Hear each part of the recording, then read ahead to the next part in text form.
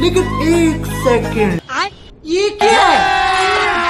अभी मजा आएगा ना भिड़ो। भैया खाना कैसा बना? दीदी एक नंबर दीदी। और कुछ लेके आओ? दीदी बहू ये कौन है? ये तो मम्मी जी वो आज शराब निकाला था तो मुझे कौवे नहीं मिले तो मैं 2 कलवे ले आई। पर श्राद्ध किसका निकाला है तूने? मम्मी जी आपका।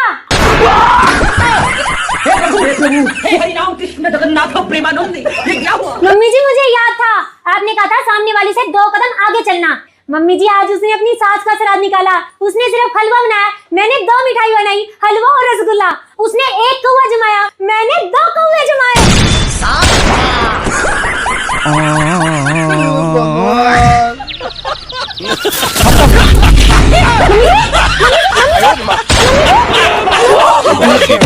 दीदी